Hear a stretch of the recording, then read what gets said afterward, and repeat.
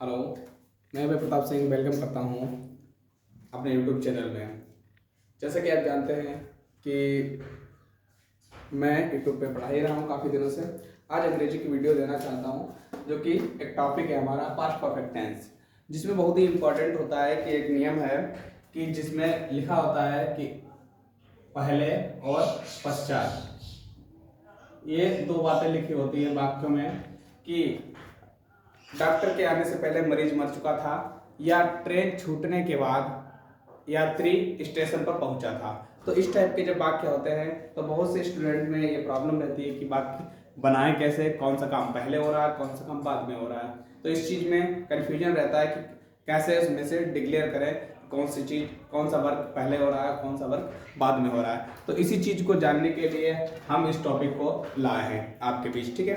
तो आप समझेंगे इस टॉपिक को बहुत ही आसान तरीके से, दो ही रूल में आपको समझा देंगे पूरी बात, ठीक है। तो पास्ट परफेक्ट में तो जो बातें होती हैं उन बातों को समझने के लिए हम सबसे पहले कुछ चीजें यहाँ पे लिख रहे हैं, ठीक है। सिंपल सी बात है, ज्यादा वो है नहीं कुछ खास। तो सबसे पहले इसमें दो वाक्यों का कॉम्बिनेशन होता है, एक जो होता है पहला वाक्य और इसमें एक होता है दूसरा वाक्य, ठीक है। दूसरा वाक्य, फिर बीच में एक शब्द दिया होता है पहले या फिर पूर्व, ये शब्द दिया होता है। जैसे डॉक्टर के आने से पहले मरीज मर चुका था, ठीक है।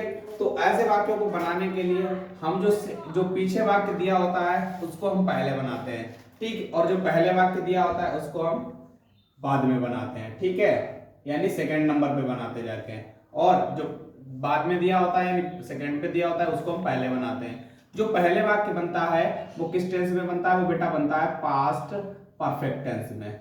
किसमें? पास्ट परफेक्ट टेंस में, ठीक है। इसके बाद जो बाद में बनता है ये बनता है बेटा पास्ट इंडेफिनिट में। किसमें?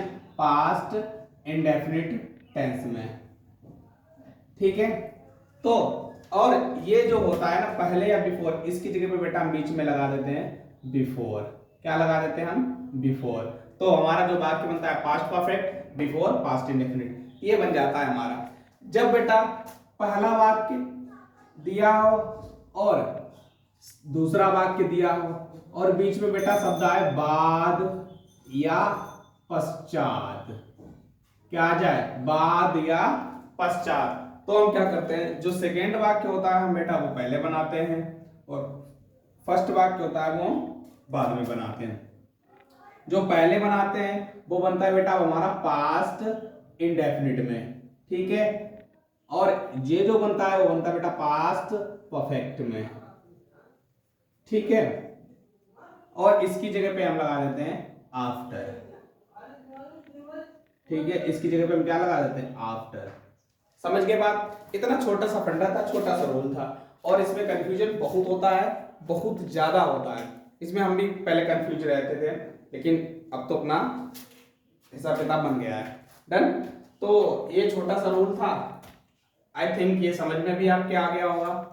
छोटी सी वीडियो इसीलिए लाए थे कि आपको ये बड़ा सा टेंस छोटे से रूल के साथ समझा दिया जाए, ठीक है। और एग्जाम्पल के तौर पे अगर हम बात करें तो एग्जाम्पल ले सकते हैं, अगर आप इसका रूल लिख लिए हो तो, ठीक है। तो एग्जाम्पल की बात कर लें हम, तो एक हम इसमें से रूल इरेज कर देते हैं, इसको रूल को इरेज कर दें, फिर हम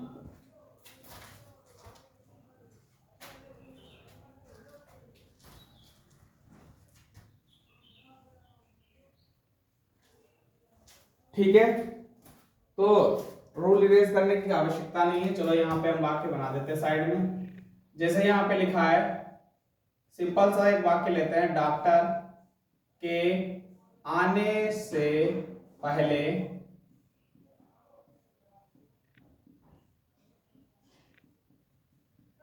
मरीज मर चुका था। डॉक्टर के आने से पहले मरीज मर चुका था। देखो यहाँ पे शब्द आया है पहले, तो भैया पहले आया, मैंने कहा जो सेकेंड वाक्य होगा वो कैसे में बनाएंगे बेटा, पहले बनाएंगे, और जो फर्स्ट वाक्य होगा वो हम बनाएंगे बाद में। तो भैया सेकेंड वाक्य पहले बनाएंगे किस टेंस में, पास्ट परफेक्ट में। बना दो भैया।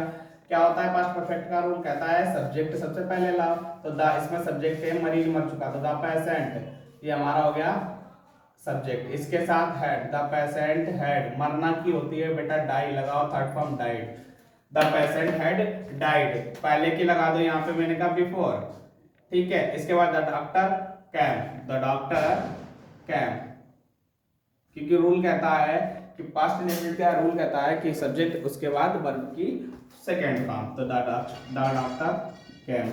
इसके बाद अगर हम लिखें कि चोर के भागने के पश्चात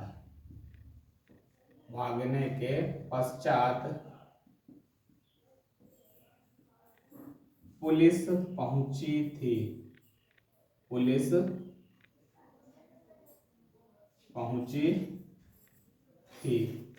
तो पश्चात है, तो मैंने कहा जो सेकेंड वाक्य होगा वो पहले बनेगा, तो बना दो भैया सेकेंड वाक्य पहले, तो द, और किस में बनेगा बेटा, पास्ट इंडेफिनिट में, तो द